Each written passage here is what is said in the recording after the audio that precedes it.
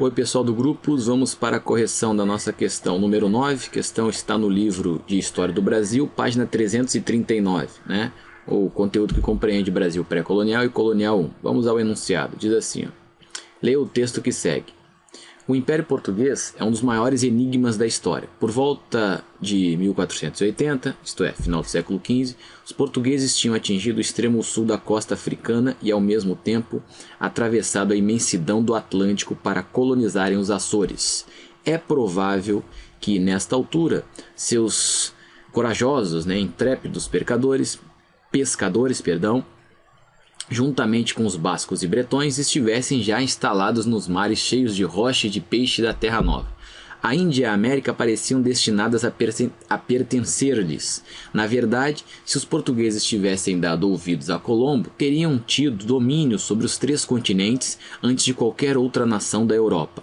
Colombo e a Espanha negaram-lhes o que a sorte parecia ter-lhes destinado. Mesmo assim, em meados do século XVI, os portugueses dominavam uma porção do mundo e do comércio superior a qualquer outro país. Bem, vale destacar, e uma curiosidade de cunho histórico, evidentemente, que Colombo esteve no finalzinho do século XV conversando com o rei português Dom João II, e o rei português negou-lhe o financiamento para tentar chegar às Índias através do Atlântico.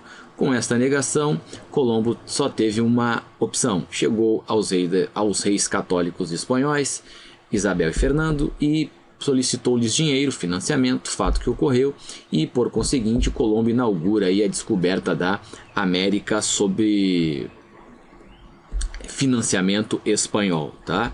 Bem, vamos para o enunciado. Diz assim, ó. Considere as afirmações abaixo sobre o Império Português ao longo dos séculos XVI ao XIX. Primeiro item. O Império Português foi caracterizado principalmente pela existência de um mercado ultramarino de fundamental importância para a manutenção de suas estruturas sociais e econômicas, orientado por práticas do antigo regime. Leia-se estas práticas do antigo regime, mercantilismo, como nós vimos em aula.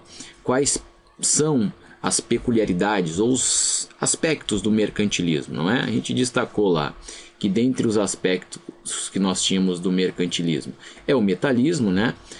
País soberano é país rico tem metais dentro de seus cofres, ouro e prata, balança comercial favorável, país rico exporta mais e importa menos.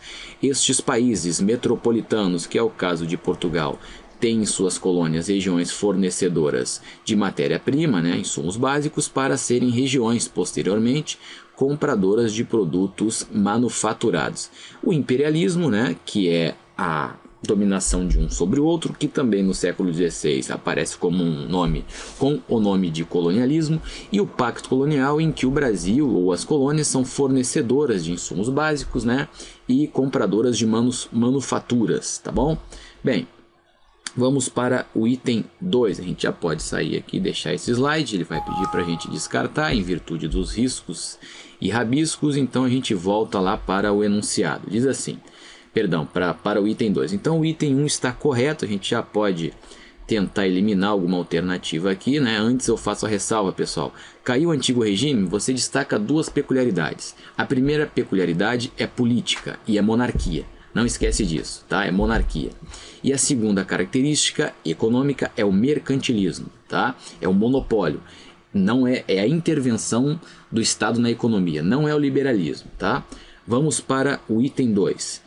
Caracterizou-se o Império Português pela expansão e conquista de novos territórios que permitiam à coroa portuguesa atribuir ofícios e cargos civis e militares, conceder privilégios comerciais a indivíduos e grupos e, assim, reproduzir as redes de hierarquia existentes desde o reino. Exatamente, o que havia de classes sociais em Portugal foi repetido nas colônias, tá?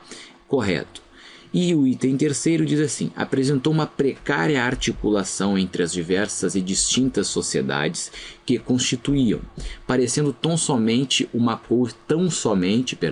coxa de retalhos comerciais, em que as diversas áreas imperiais estavam submetidas às regras do livre mercado. Não é livre mercado, é monopólio, é mercantilismo, é intervenção do Estado na economia, é dirigismo econômico. Então, o item 3 está incorreto.